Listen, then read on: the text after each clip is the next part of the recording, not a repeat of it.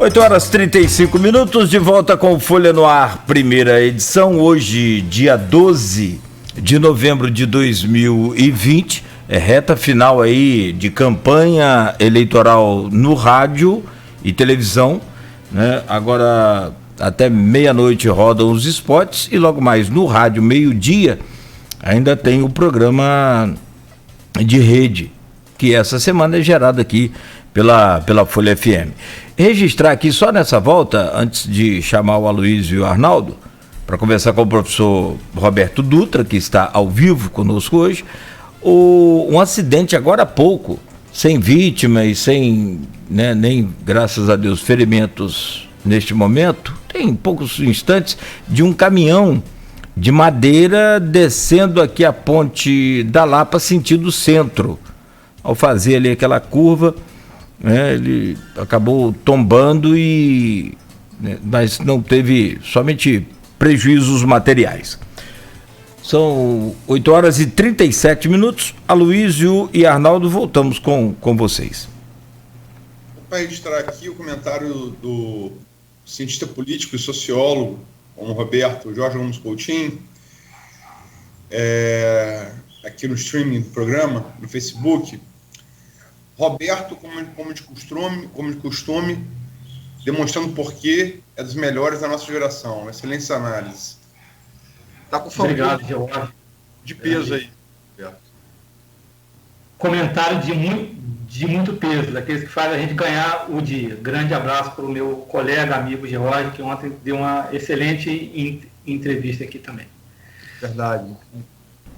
Tem um comentário também do Zé Alves de Azevedo Neto, parabenizando o senhor, professor.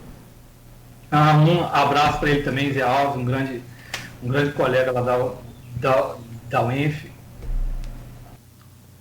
Está procurando o comentário de Zé Alves. Aqui. Achou? Deve ter gente que não está gostando também, né? Eu imagino. Parabéns pela grande entrevista, Roberto. A gente tem uma audiência cativa bolsonarista também que nos assiste aqui.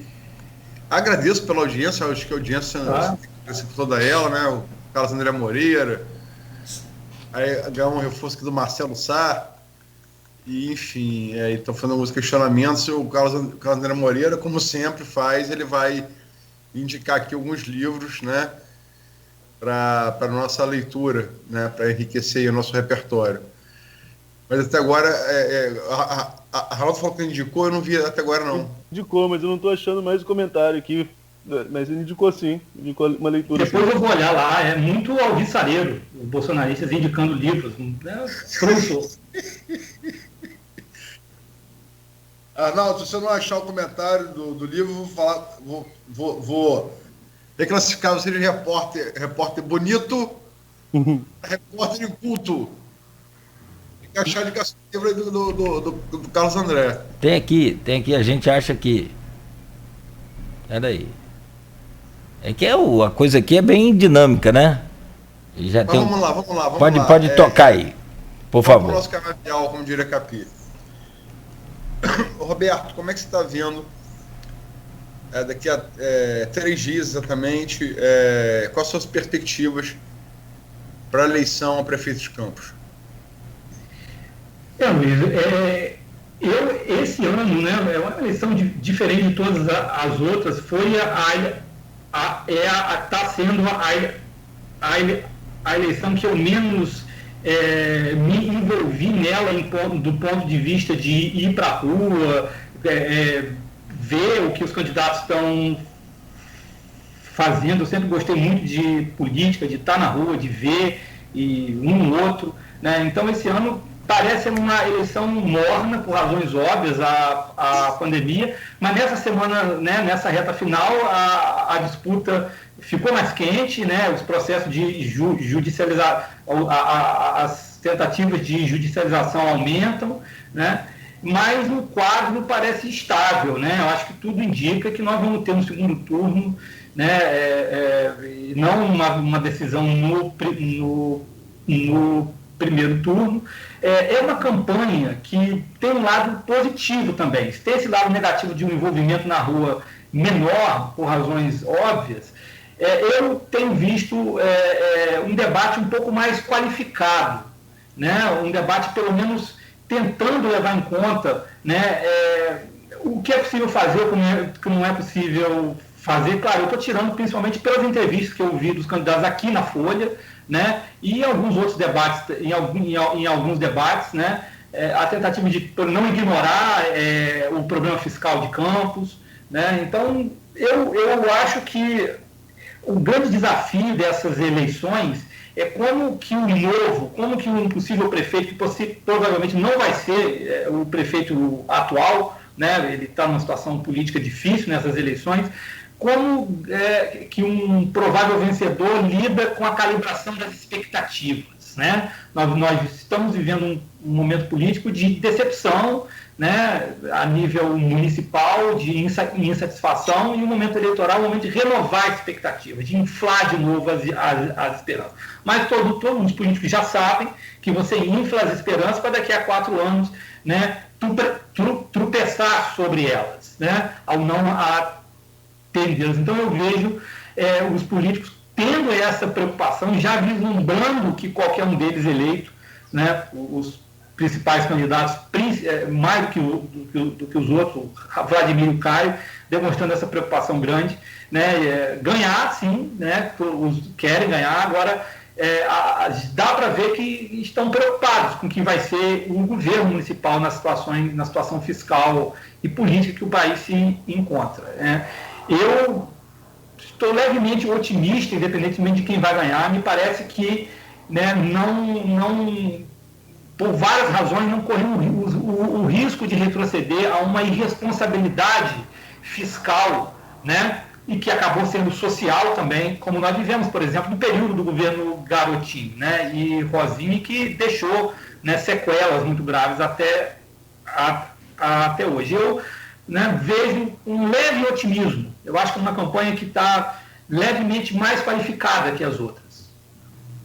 Só para trazer aqui, para eu não ser reclassificado, o livro é Pelo Bem da Humanidade, que foi indicado aí pelo Carlos.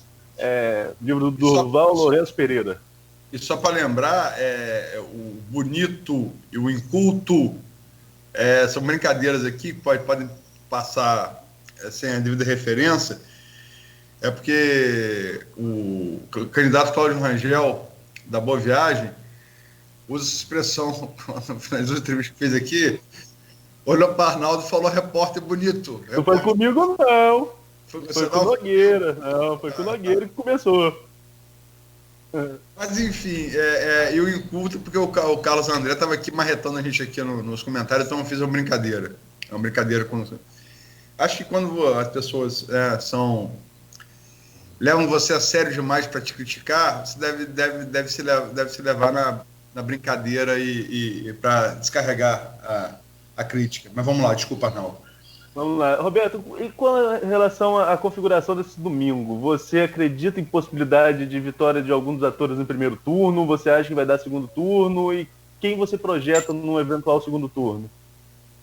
Eu concordo com o que o George disse ontem, né? A pulverização eleitoral de candidaturas majoritárias, que tem vários fatores, né, que levam a ela. Um deles é a nova legislação eleitoral que impede coligação entre os partidos na eleição proporcional para vereador e que desestimula as coligações para a eleição majoritária. Já que você não tem um estímulo de se coligar para eleger um vereador do seu partido, apoiando um partido maior, você também, né, não vai ter por que não lançar candidato a prefeito, já que você cada partido concorrendo por conta própria no legislativo, isso torna mais racional cada partido lançar um candidato ao executivo.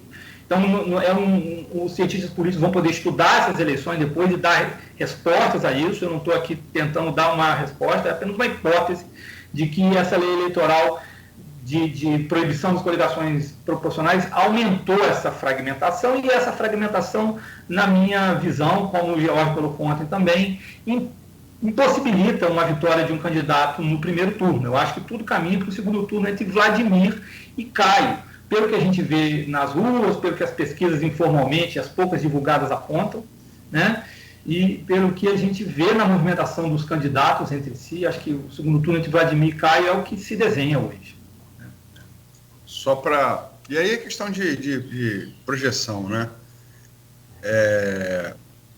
O segundo turno realmente é o mais provável. Mas não é impossível uma definição no primeiro turno, não. Ela não é impossível. Inclusive, matematicamente, há pesquisas que apontam isso, né? Então, não, veja bem, não é o mais provável. Mas não é impossível. Mas não é impossível. Né? O voto útil do candidato que está na frente, né, seria o fator que poderia levar uma vitória no primeiro turno, provavelmente, né? E como o próprio Jorge lembrou ontem aqui, quer dizer, quando você tem 30% de indecisos ou mais, se esses 30%, vamos botar aí que 10% desses 30% migre para o candidato que está na frente, acabou a eleição. Então, né, logicamente que aquela coisa, depois de Witzel de 2018, você não pode botar a mão no fogo por nada, né? Mas isso está apontado também, a possibilidade de conclusão no primeiro turno. Não, volto a repetir, não é o mais provável, mas não é impossível.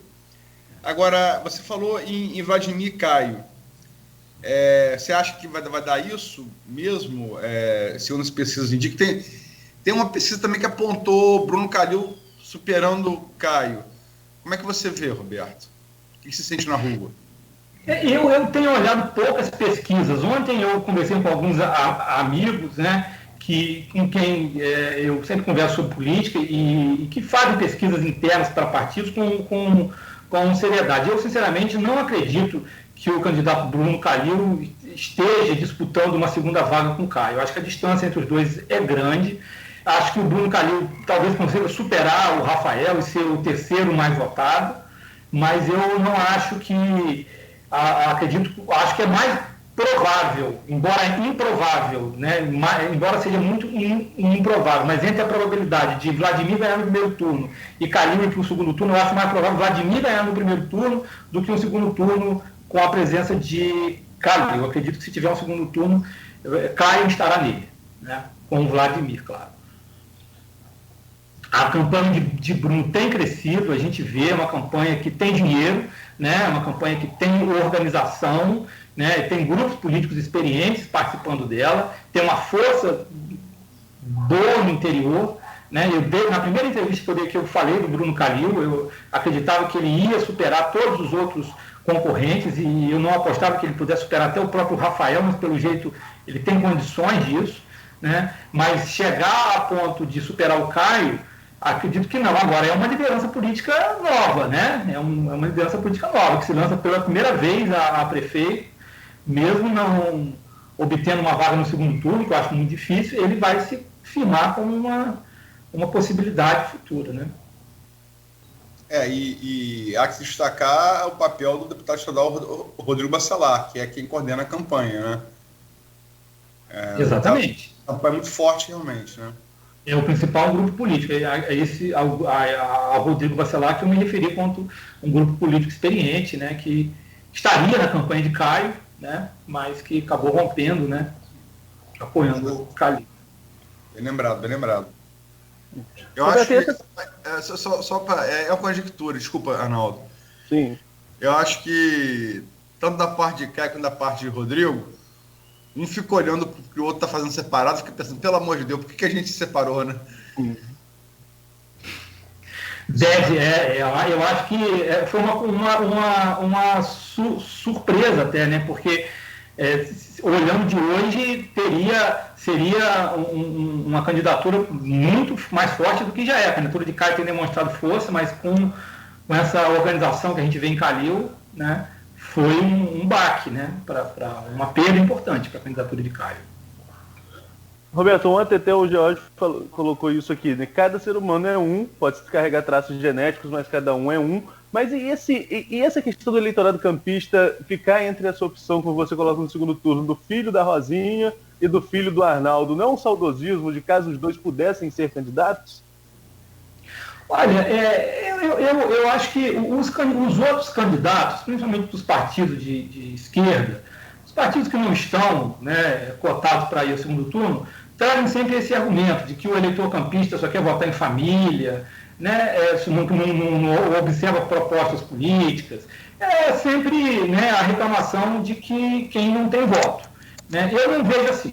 Eu acho que a gente tem que olhar eleições municipais de um modo mais empírico, de um modo diferente, nas quais, né, os partidos nacionais, a política partidária nacional pode ter relevância, mas uma relevância matizada, mediada. A política municipal, né, é uma política com a sua própria lógica. Nós não podemos esquecer que os municípios e as cidades vieram antes dos países, né? E a política municipal existe antes da política nacional até. São estruturas políticas, sim, baseadas em famílias, baseadas em grupos políticos de linhagem, e é assim em todo lugar do mundo, né? Eleição municipal, os partidos se organizam em torno disso. Você pode usar o termo clã, sim, né? E existem clãs nacionais, né, organizados em torno de grandes partidos, não é porque a política nacional que não tem clã. Né? Eu acho que essas candidaturas aí, principalmente, né, as 4, né, ou as 3, o Vladimir, os mais ligados à herança familiar, né? O Vladimir que nem usa tanto, né, a imagem do governo do pai, talvez seja o que menos tem recorrido ao passado. O Caio recorre muito, o Rafael fala do avô, né? Todos representam grupos políticos importantes na cidade de Campos, nas últimas décadas. Né? O garotismo, claro, o mais importante deles, do qual o grupo de Arnaldo saiu, né? Mas são organizações informais da política, em torno das quais interesses da sociedade, visões de mundo, né, se organizam. Então eu não vejo como uma incapacidade do campista de escolher partidos. Acontece que esses são os partidos relevantes em Campos. Não tem, o PT nunca teve nenhuma. Né? Então, por que as pessoas iam olhar para o PT como uma alternativa em Campos? Nunca foi. O PT sempre foi um puxadinho do garotinho aqui, né? Depois virou um puxadinho do Arnaldo. O PSOL é uma novidade. A candidata do PSOL até vai provavelmente ter mais votos que a candidata do PT. É uma candidatura que aponta para o futuro, que representa algo novo, mas a gente tem que perguntar quais são os grupos políticos efetivos, com lastro na sociedade, né? Além da pedra. Né? E na pedra, além dos núcleos de classe média. Né? E aí são esses grupos, né? Os 3 grupos que têm lastro, né? E historicamente, nas últimas décadas, construíram esse lastro político, se organizaram partidariamente no sentido amplo do que é ser um partido, no sentido gramsciano, que é ter um grupo político. Né? O partido não é a capa formal registrada no TSE. Né? O partido aqui é o partido do Garotinho, o partido do Arnaldo, esses são os partidos. São esses grupos que e o Rafael, que retomou uma terceira alternativa, né, com a alternativa do avô, que está desgastada agora. Né? Então eu vejo como uma coisa normal, não vejo como um sinal de atraso. Isso acontece em metrópoles, né, em capitais de estado. Por que em Campos seria um problema? Eu vejo como um processo normal. As eleições em Campos são muito maduras, né, historicamente. Apesar de compra de votos, apesar das denúncias e tudo, eu acho uma eleição, por exemplo, com nível de violência política em comparação com outras cidades baixo. Eu não acho que questionar a legitimidade dos atores em disputa não faz sentido para mim. Roberto, você falou que acredita mais no segundo turno, e você falou que acredita mais no segundo turno entre Vladimir e Caio. O que te leva a essa crença, além lógico, do que a gente falou aqui das pesquisas? Caio e Vladimir, né, já, nas eleições de 2016, o Chicão, havia uma disputa entre o Garotinho, que estava claro desde o começo que não seria possível uma vitória do garotismo em 2016, com o Chicão. Tanto é que isso foi anunciado, mas logo depois ninguém acreditou. Eu não vi, por exemplo, ninguém debater em nenhum ambiente essa possibilidade, como há hoje essa possibilidade, né? Porque o desgaste do governo Rosinha era muito alto. E na oposição, Caio já era uma alternativa, que disputava com Rafael. Em algum momento, Rafael disparou, Caio não. Então, boa parte daquele eleitorado de Caio se mantém. Então, Caio já era uma candidatura forte. né?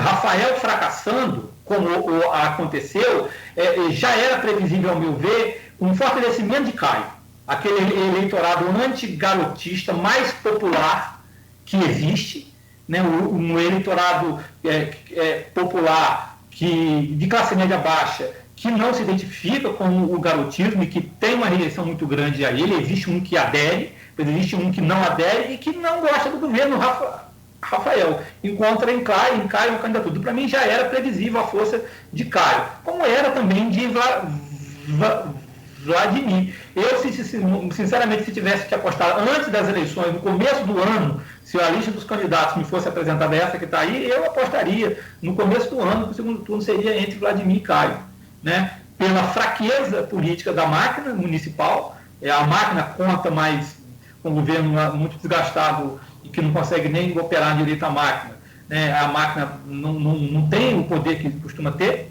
e esses dois grupos políticos são fortes, né? São muito fortes. Roberto, vou fazer são 8h56, vou fazer um pinga-fogo contigo, vou dar um nome, a gente fica num dilema, que eu pedi por exemplo, para ser resumido, a Raul Palácio falou 2 palavras, eu falei, porra, pode falar um pouquinho mais. Então vamos lá, vou colocar assim como referência 2 linhas de hoje, ok? 2 linhas de hoje. Vladimir Garotinho. É um jovem político promissor que tenta se descolar da imagem de filho de um grupo político. Caio Viana. Um jovem político promissor também, mas ainda muito inexperiente e que não faz um esforço tão grande de se descolar da imagem de filho de um grupo político.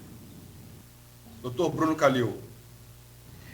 Um jovem político experiente, um jovem político sem experiência, mas que representa algo muito promissor no município de Campos, que é a diversidade regional. Eu acho muito interessante ver a mobilização do interior em torno da candidatura dele. Você fala pelo fato de ele ser do norte, né? Isso. Rafael que é a minha região também. Morro do Coco, Rafael Diniz. Rafael Diniz é uma pessoa respeitável, né, honesta, honrada, mas que infelizmente eu votei nele, fracassou, né, na gestão política das expectativas que ele criou e que se criaram em torno dele.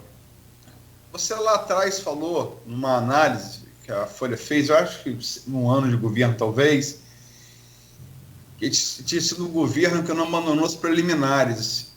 Você mantém essa visão? Mantenho. É um governo que ainda aposta que as pessoas vão premiar politicamente a gestão porque ela foi capaz de racionalizar, melhorar administrativamente o município, que é questionável, e combater a corrupção, né? E isso tudo é fundamental, mas é a preliminar, é a condição para um governo, né, com uma agenda. E o governo, até hoje, não tem uma agenda, né? O conteúdo. Desculpa, pode falar. Pode falar, Roberto. Não, é isso, assim, eu mantenho, é um governo que não saiu das preliminares. Professora Natália. É uma jovem política, uma pessoa que eu conheço, gosto muito dela, né? Acho que é uma liderança promissora, mas que vai ter que, em algum momento, se quiser se tornar uma liderança popular, ter que enfrentar os problemas do seu partido e do seu entorno político universitário, que não é popular e que acha que é. Odisseia, eu não conheço pessoalmente, mas conheço politicamente, representa, né, a irrelevância que o PT sempre teve em Campos, né? Inclusive ela esteve, né, em governos e participou da participação do PT em governos anteriores, apoiou, né, e representa, né, o fracasso do PT no estado do Rio e a sua irrelevância que nós sempre observamos aqui em Campos. Tadeu, estou contigo.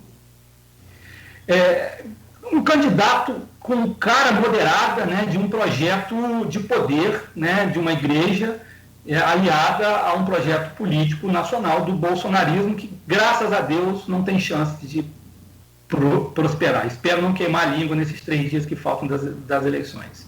Esse, graças a Deus, é ironia? Não é ironia, não, porque eu dou graças a Deus mesmo. Não é ironia, não. Ele dá, talvez, use Deus para outros propósitos, mas o meu é para que ele não chegue ao poder. Roberto Henriques. É um político que merece respeito, uma figura que controversa, mas apesar disso eu acho que merece algum respeito pela sua insistência em participar da política. Eu sou uma pessoa que tende a admirar os políticos até que eles façam muita coisa errada. O Roberto Henriques, né, não tem uma relevância política que ele busca, é um candidato que parece que existe mais para marcar a sua posição, mas ele representa, né, alguma coisa que o Campos já teve, um candidato que vem do Muda Campos, mas sem nenhuma chance também irrelevante no jogo. Roberto, você como entrevistado bonito, Cláudio Rangel da Boa Viagem. Cláudio Rangel da Boa Viagem, eu fui saber da existência dele ontem, vendo as entrevistas vendo a entrevista do George, e vou descobrir que ele é um candidato de extrema direita, certo?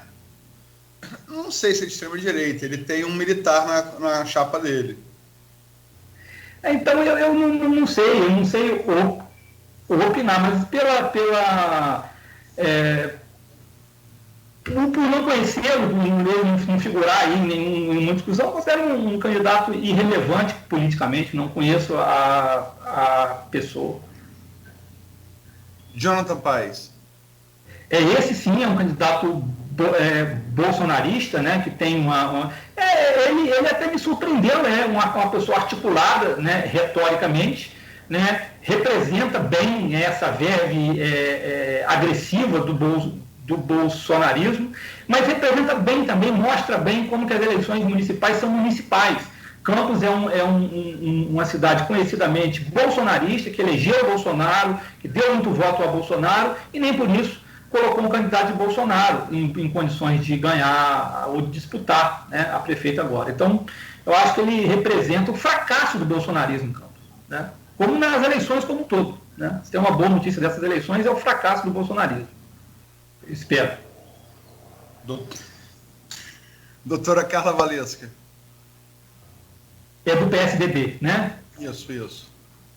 Olha, eu acho que o PSDB em Campos, né, não tem uma candidatura ainda à altura do que o PSDB buscou ser aqui, já foi até, como por exemplo Paulo Feijó. Eu não conheço a candidata Carla, então eu não tenho como opinar, mas eu diria que é uma candidatura tentando de algum modo, né, recuperar e manter os ideais do PSDB vivos em Campos, que já foram relevantes até. Nós já tivemos aqui durante um período, como eu falei, o Paulo Feijó como principal candidato de oposição.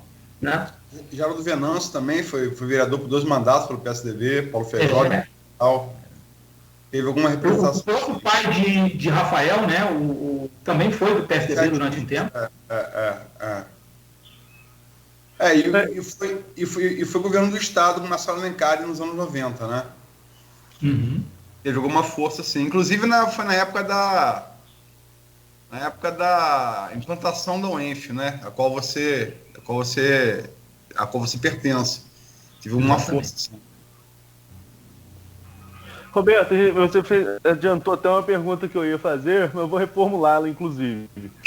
Você falou que, como a eleição municipal é diferente da anterior, que deu a Bolsonaro 65% dos votos, há uma disputa por esse legado bolsonarista, como você colocou aí o Jonathan, o próprio Tadeu, estou contigo, buscando esse eleitorado que ainda é fiel ao bolsonarismo, mas você falou que tem a diferença, tanto que eles não figuram na ponta nas principais pesquisas, não emplacam na ponta. E você falou que vê a derrota do bolsonarismo nessa eleição, tanto em Campos como no Rio. Conversávamos internamente, né, o Crivella desidratando na pesquisa, o Russomano desidratando também na pesquisa em São Paulo, inclusive com o Boulos chegando aí no segundo turno. Você acha também que o resultado da eleição de agora pode interferir na próxima de 2022? Pode, e se Deus quiser vai. Né? O bolsonarismo parece fazer com as eleições municipais a mesma aposta que faz com a eleição americana, transformar tudo em retórica, reduzir tudo ao seu projeto de polarização, né, discursiva, e tentar transformar as eleições municipais em um palco de disputa nacional, né? Nenhum presidente havia feito isso com tanto empenho, e Bolsonaro vai fracassar. Não é a primeira vez que as eleições municipais não refletem uma lógica nacional, sempre foi assim, né? E a boa notícia é que no momento em que o ódio e a polarização discursiva a nível nacional estão, né, em alta, o eleitor das cidades, das capitais, sobretudo, que são em tese, cidades mais suscetíveis de uma nacionalização, estão realmente preocupados com a realidade local, com a política pública. O Bolsonaro diz, olha, esqueçam os municípios, olhem para o bolsonarismo, olhem para a guerra cultural, olhem para a guerra ao comunismo, né? Você que vai votar no candidato a prefeito de Campos, você tem que estar preocupado com o comunismo chinês, né? Essa é a única mensagem que o governo Bolsonaro pode emular para os seus candidatos. O eleitor, né, felizmente, parece não estar ligando para essa guerra cultural, está recusando essa proposta de nacionalizar desse jeito as eleições e preocupados com o que o importante, né? As políticas públicas, o destino dos municípios, o que tem acontecido nos últimos 4 anos. Então, vão ser eleições municipais que vão avaliar os governos municipais. Só que o governo Bolsonaro se colou tão fortemente e se opôs tão fortemente, né? Se colou tão fortemente a alguns candidatos que apoiam e se opôs aos que vão possivelmente ganhar, que a situação dele vai ficar muito difícil, né? Talvez a vitória do Eduardo Paes no Rio de Janeiro, que topa se aproximar do Bolsonaro, já está dando mole para ele aí há vários dias, né? Seja a única boa notícia que o Bolsonaro vai ter. Lembrando que o Bolsonaro ganhou nas periferias do Sudeste, né? Ganhou nas capitais do Sudeste com muita força.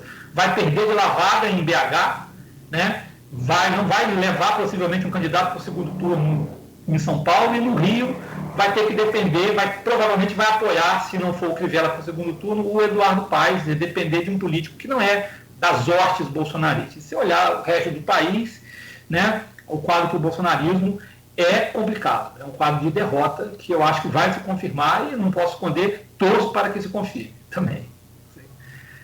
Roberto, eu tenho um comentário aqui, aliás, eu peço desculpa, porque eu utilizei poucos comentários aqui tanto do streaming quanto do grupo de WhatsApp do programa. Mas o José Renato Duarte, que é advogado e servidor público de carreira, já perto de se aposentar, foi secretário municipal de Campos, no governo Sérgio Mendes, foi secretário municipal em São João da Barra, cedido. Então, é uma pessoa que conhece muito bem, de maneira empírica, a máquina pública, né? E ele fala aqui, endosso ao que você falou anteriormente, de que os clãs não são assim, não são sinônimo de atraso, como querem fazer parecer alguns. Ele fala aqui, só discurso não leva. José Renato Duarte, só discurso não leva. Os clãs têm serviços prestados, essa é a diferença, gostando ou não. Você concorda com ele, né? É isso, né? Os clãs têm serviço prestado. E quem decide isso? Não sou eu. Né? É a população que reconhece que tem serviço prestado. Né? Uma parte significativa para cada um, né? Arnaldo, você permite colocar uma pergunta ao professor? Acompanhando a avaliação dele com relação ao Bolsonaro, eu gostaria que ele, se possível, fizesse também uma avaliação, não sei se diretamente do PT, talvez eu acho que da esquerda no geral, com relação às eleições de 2020 no país, né, se sai essa esquerda reavivada, então, no lugar desse desmoronamento do sistema do Bolsonaro, que ele previu, ou se então pode surgir uma nova linha, talvez centro-esquerda, enfim. Como é que você analisa essa outra parte da política?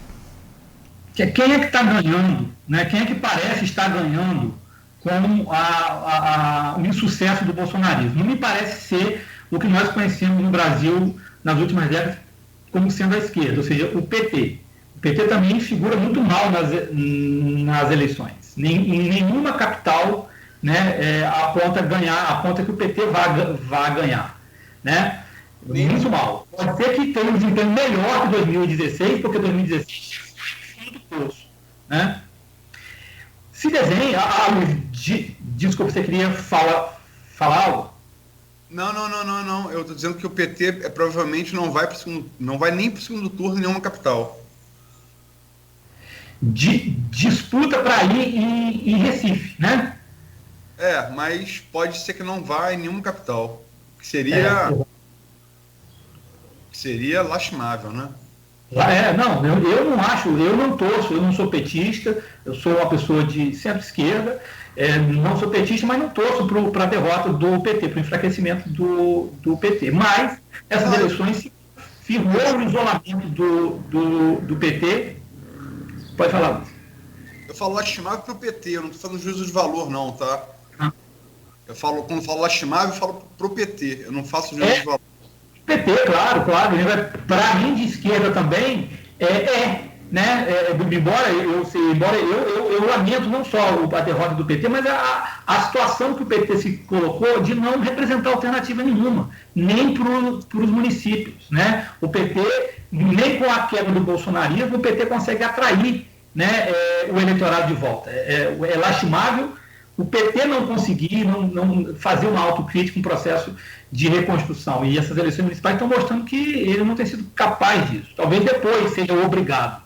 Porque outras alternativas à esquerda se desenham. Boulos é o exemplo mais claro, né? Está tomando o lugar do PT em São Paulo, mas não só Boulos. Né? A articulação entre PDT, PSB, PV, Rede, tem apontado, inclusive com alguns locais atraindo a centro-direita, como em Salvador, em aliança com o DEM, né? Tem atraído possibilidade de vitória em capitais e cidades médias, né? Muito mais que o PT. Né? Juntando com o PSOL, acho que nós temos um quadro de disputa de hegemonia dentro da esquerda, com uma diminuição do poder do PT, o que é bom, o que é muito bom. Eu acho que isso é um resultado positivo que as eleições vão trazer. A esquerda não vai sair totalmente derrotada, porque outros partidos vão conseguir adesão e ganhar prefeituras, mas quem parece que vai ganhar com essas eleições não é a esquerda, é o centro, né? Aquilo que a gente chama de centro. Né? O PSD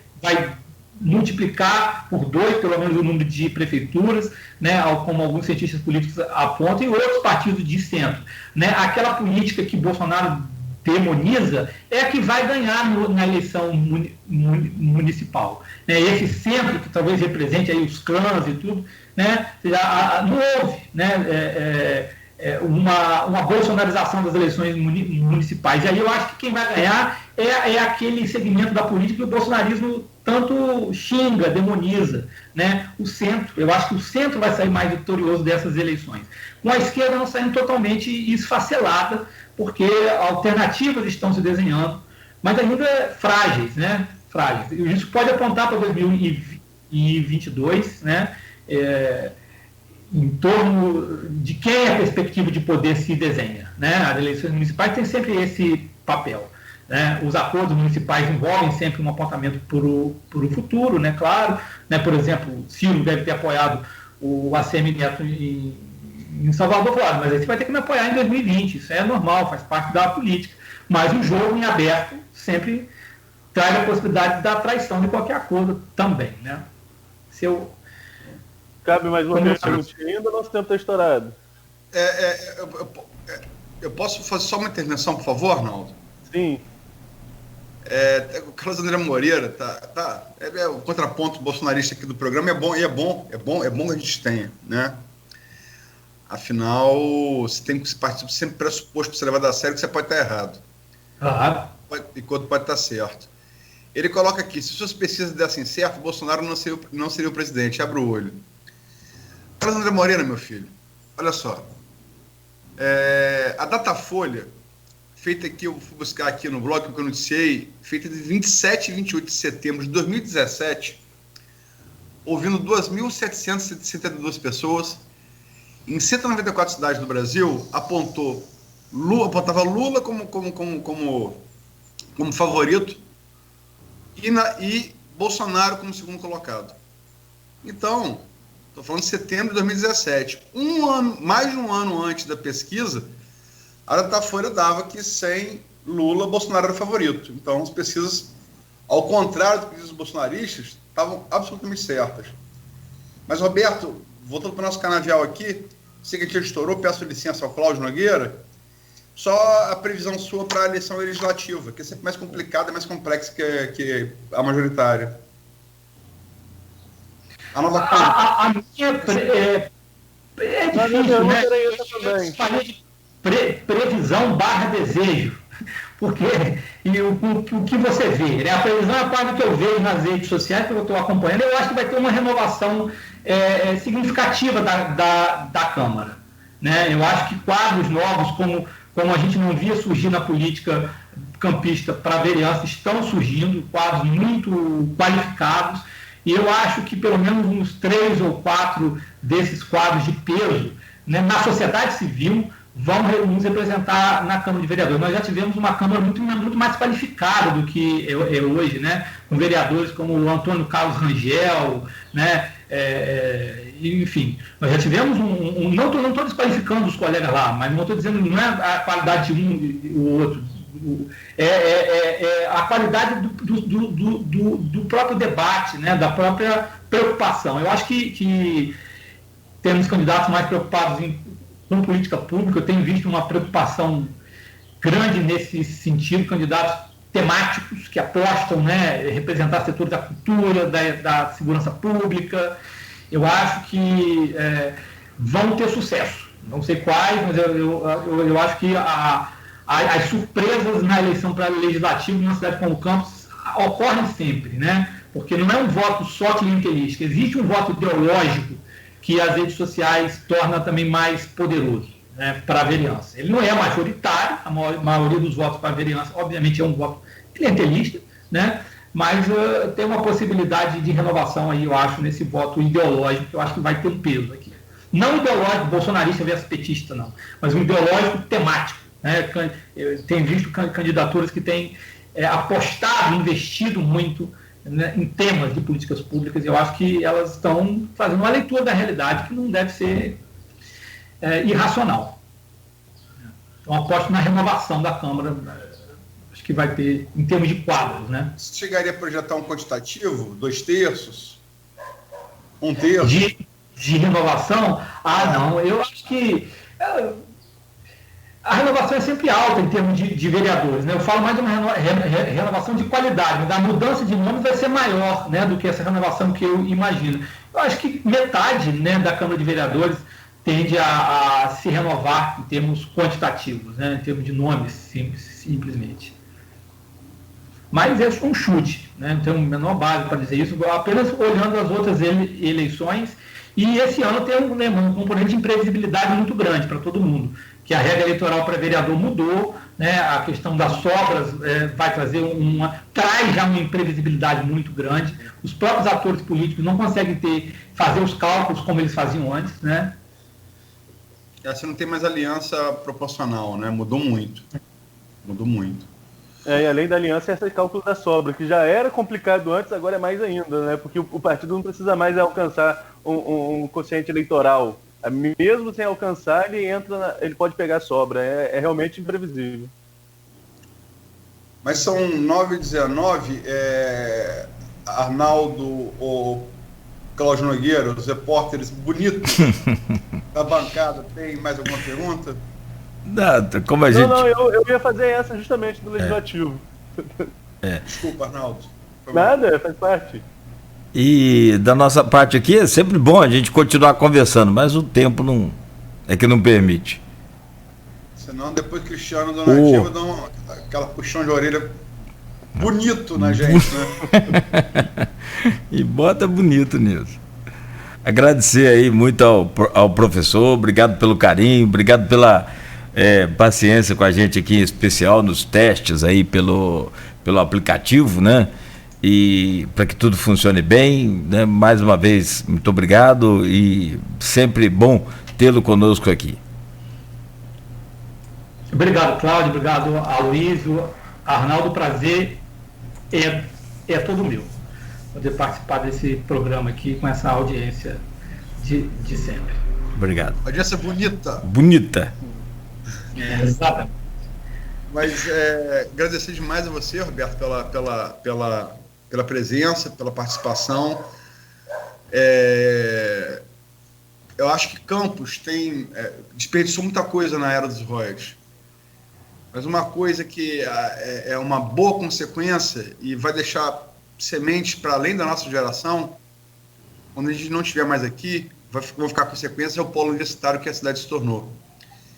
E ter vocês da academia que estudam as ciências sociais, né? Você é um sociólogo, Jorge, cientista político, né? Tivemos aqui o Hamilton Garcia também, o Raul Palácio, reitor da SUENF, que traz, além da parte teórica, traz a parte empírica de gestão, né? De uma gestão, e não é pouca coisa, a UENF é uma grande universidade. Né, vamos amanhã entrevistar aqui o Jefferson Mendes Azevedo, meu amigo Jefinho de infância, reitor do IFE. Vamos fechar a semana com ele. E trazer essa experiência para vocês é fundamental, eu acho. Lógico que o ouvinte, o telespectador pelo streaming, não são obrigados a concordar com nada do que estão falando, mas é uma referência e eu acho muito importante para ajudar a formar opinião. Obrigado aí. Agradeço muito pelo seu carinho, né? E a Folha, né, na sua pessoa e na pessoa de todos aqui, pela importância que dá, pela aposta que faz em nos trazer da universidade para discutir e se arriscar, né, no mundo nesses assuntos que interessam a todos. A Folha tem um papel fundamental em construir conosco esse legado positivo aí dos royalties que você falou. Só antes de você concluir, Arnaldo, colocar aqui a notícia que começou a circular agora aí, eu estou acessando aqui o portal G1, Barroso atende a pedido do TRE do Amapá e adia eleições em Macapá. Então, notícia aí de 3 minutos. Falta de luz, né, do Corte. O tribunal pediu... o tribunal pediu o adiamento até o restabelecimento regular da energia elétrica no município. O estado enfrenta uma crise aí de energia e, pela decisão, primeiro e segundo turno estão suspensos. Tem a questão também lá, porque essa falta de energia está atingindo também o abastecimento de água, consequentemente. E nós estamos no meio ainda de uma pandemia, né? E já estava previsto na legislação que cidades onde não tivessem condições sanitárias, onde não tivessem condições sanitárias, as eleições seriam adiadas. Eu cheguei a ouvir isso ontem no Jornal da Globo, confesso que eu já estava quase dormindo, mas com a TV ligada, eu cheguei a ouvir ontem sobre essa possibilidade, mas hoje confirma aí a decisão do Barroso. Mas eu acho que vai adiar no estado inteiro enquanto tiver essa questão, mas já há essa previsibilidade na mudança do calendário eleitoral quando as eleições saíram de outubro para 15 de novembro. Então não é algo que está sendo criado agora, já havia essa previsão. Perfeito. Só para lembrar também que se a apuração é urna eletrônica, se a apuração é eletrônica, sem luz é complicado, né? Aí era melhor o esquema dos Estados Unidos, que é voto em papel. Você conta os votos, mas agora... Eu acho que... Dá ideia aos outros, não. Eu acho que as urnas funcionam com bateria um determinado período, né? Eu também não posso afirmar isso aqui. Mas eu acho que elas suportam mas lá. É um complicador, né? Não tem a dúvida. Não.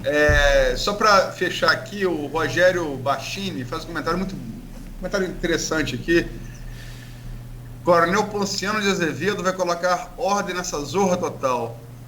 Coronel Ponciano de Azevedo Furtado, que é o último nome dele, é um personagem, talvez o maior romance campista, escrito por Zé Cândido Carvalho, o Coronel Lobisomem. Quem não leu, leia. Excelente. O Carlos André Moreira, que me desculpe, porque está dando sempre indicação de livro, mas esse é necessário para você compreender a alma do campista, sobretudo a alma da Baixada campista, né? O Coronel Lobisomem. Da onde ele tirou o Coronel Ponciano de Azevedo Furtado. E só para registrar, Zé Cândido Carvalho Foi meu aniversário de 15 anos. Minha mãe levou ele. E eu não dei a menor pelota para ele. Eu não tinha noção naquela época de quem era, né? E foi ouvir Barão Vermelho. Né? E me penitencio muito por isso, porque se eu pudesse voltar no tempo, eu teria ficado meu aniversário inteiro do lado dele, conversando com ele. Mas estava ouvindo coisa boa também. Da época, Barão Vermelho com Cazuza ainda, né? Era um Cazuza ainda, 87. Aloísio, estou citando muitas obras aí. Quero citações suas. Você acabou de falar agora.